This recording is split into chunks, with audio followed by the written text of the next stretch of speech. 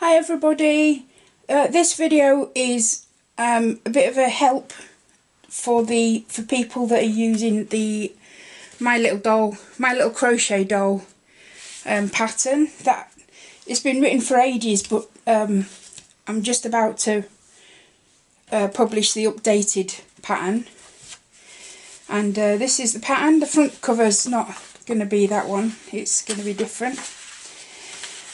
So I'm going to go through the pattern, or the pieces of the pattern. You can see it's still not quite finished. It's getting there. We're coming on. It'll be ready soon.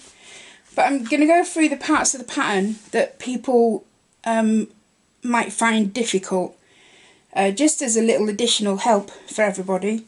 So this is the doll that that you're going to make. This particular one is rather special. His wool is hand dyed. Well, the flesh coloured wool is hand dyed, because you can't get this light flesh in pure wool. Well, I can't find it anywhere, so I've had to start dyeing my own, because this is a special project that I'm working on, where I'm trying to get the whole doll made as locally as possible. It's just that, you know, wool is a bit of a passion of mine. So this wool is Blueface Leicester. It's from local sheep. Well, when I say local, all within Yorkshire. So it's from local Yorkshire farmers. It's been spun in Yorkshire. This was dyed in my kitchen. And that's my special project, is to see how local I can actually make this doll, which I think is just marvellous. The stuffing of this doll is lamb's wool, again British wool, Yorkshire wool, and even the little toggles come from Yorkshire. These toggle sets, these buttons are just absolutely fantastic, and these tiny little cord ends. They're available on my Etsy shop, because I only ever found one shop that sold them, and I thought, you know, it might be good if I put them on my Etsy shop so that everybody can get hold of them, because I've looked everywhere and there is only one shop I've found that sells the little buttons. You know, maybe you know somewhere else, but that's marvellous. So the doll, let me show you the doll. I love making details in dolls. So he has his little bag. That's where I need to trim off my end. I'm not very... So he's got two little buttons there, and his bag opens up. Oh, get your hands in. And there's a proper little bag in there. And then he's got his little coat. And his hood works. So, you know, you get dolls sometimes and their outfits don't work properly. But his hood works, and his hands will fit into the pockets. So that's really important. That there's no point buying a doll where the clothes don't fit properly. So should I take the hoodie off?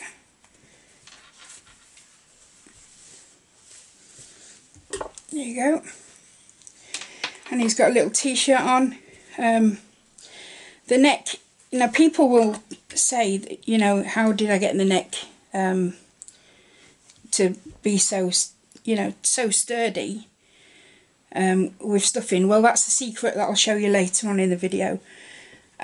He's got little joints in his knees. So his knees don't, there's no wire in his knees, but there's a little joint there that lets him bend his knees. But there is a wire, there's a pipe cleaner in the arms. And that also is made locally. In fact, the carbon footprint for that is, I literally walked to the factory and collected it from the factory myself. So yeah, he's a little marvellous little fella. So you get the pattern. So the first thing in the pattern is making the head. So I've got my scalp here. Let me show you the doll again to show you this. What I've done is I've put the scalp in the hair, in the head, so that if this is for a very young child, you don't need to put hair on it that the child might chew and then get a gob full of, I mean, we all know a mouthful of yarn isn't very fun. And it means that, you know, it's still got hair, but it's not got hair that you can chew on. And then as the child grows, it's easy to add on hair afterwards. It also means that your doll can be a boy or a girl, depending on what character you want. So anyway, marvellous. So this is this is the start of the pattern that I've made. But what I want to show you is the very first round is an adjustable ring or a magic circle. Are the two common names for it. And I'm going to show you that in this lighter colour. The reason I'm doing that is because when you're new at crocheting, you want to be crocheting in lighter colours because it's hard to see the stitches in the darker colours. So I'm going to show you this little bit in a bit of this light colour. So when you're making an adjustable ring, you want your end, you want to pull it down this part of your hand rather than having it up that way. It wants to hang down on your hand like that, and you pinch it at the top, hold on to it at the top with your thumb, then wrap it round again. I'm not pulling tight, it's all loose. Wrap it round again, and I'm crossing it over and I'm pinching it there at the cord. So there it is, I'm pinching it there at the cross. Now I get my hook so you can see the end, and I'm going under the first one and I'm going to hook up the second one. There you go, I'll show you that again.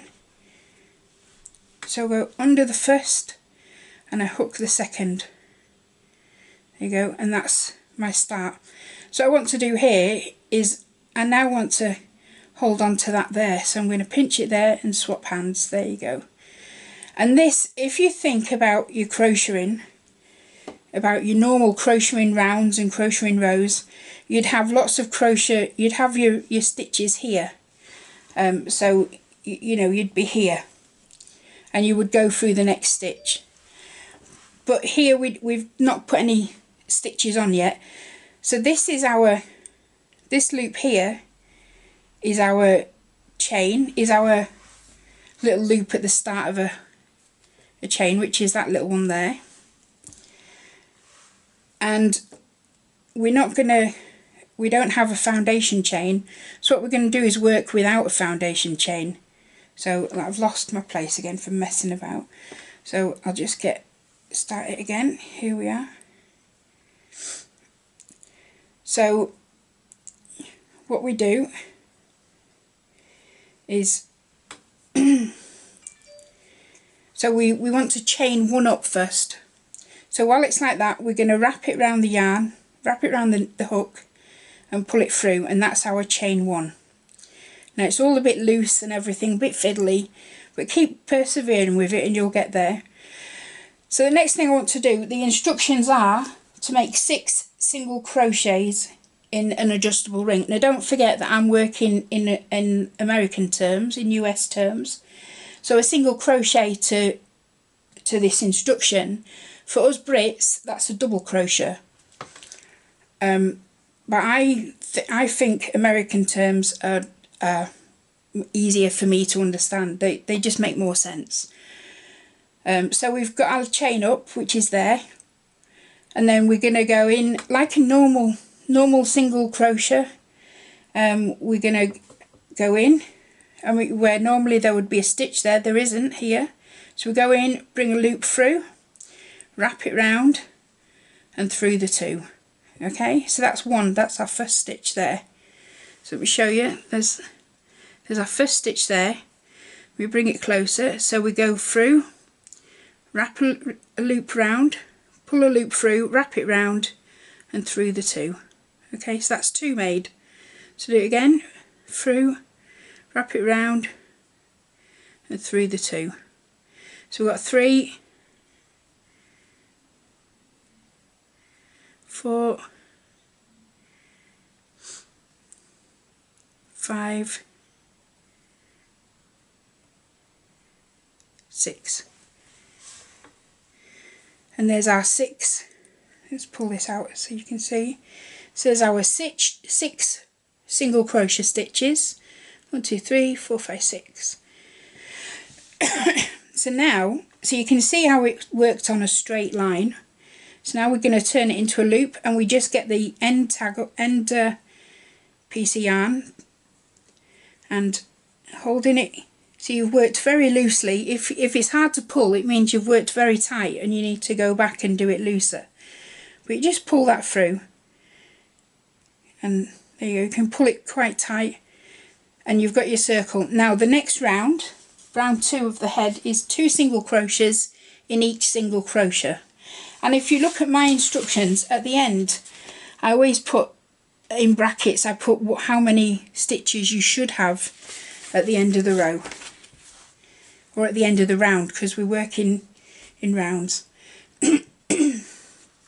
So put your hook in again, and you want to put 2 in each round. So I always, when I've done an adjustable circle or an adjustable loop, I always count my stitches, because quite often you can miss the first one. So I count back 1, 2, 3, 4, 5, 6, and I know I go in there. Now another thing I do is, to save me having to sew in ends all the time, is I stitch my ends in with my crochet. So I'm going to lay this end, I'm going to lay it on top of my crocheting. Okay, so I've got my stitch through, round the hook, pull it through, round to the hook, through the 2. Okay, so do that. That's 1 stitch in that one, and I'm going to do it again for my 2 stitches in the first one. And you can see I'm going to keep this yarn on top of the stitches, and it's just going to tuck it in nicely for me. So there's the second stitch is done. So that's 4, 5, 6, 7, 8, 9, 10,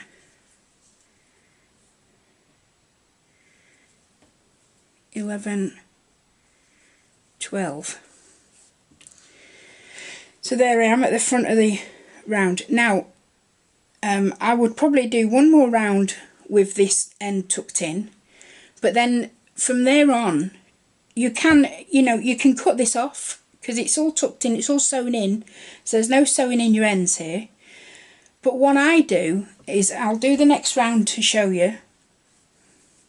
So I'll just quickly do the next round, which, we're working in normal amigurumi style, so the next round is going to bring me up with 18 stitches. So that's 1, 2, 3, 4, 5, 6, 7, oops, 8, 9, 10, 11, 12, 13, 14, 15, and you can see how local this is. So I think that was a piece of grass, but no, it wasn't. I've lost count now. So when you lose count, you have to count back. So 1, 2, 3, 4, 5, 6, 7, 8, 9, 10, 11, 12, 13, 14, 15, 16, 17, 18. Oh, we're spot on. That's what I need. So, like I said, this end is really tucked in now. So what I do from this round on, I mean, the difficulty with knowing where you mark your ends of rounds is that in crochet you've then got to hook stitch markers in. But what I do is I just lay the yarn over this way. See, I've just laid it over the top, and then I work over it then, and I'll just do some stitches. Oh, I think I might be getting a cold or something. I'll just do a few stitches to show you what that looks like. So you can see now I've got a stitch marker in. It's not going anywhere, and when I'm ready to pull it out, I can just pull it out and then lay it a few rounds later. Okay, so that's the very start of the doll. Hope you enjoy that.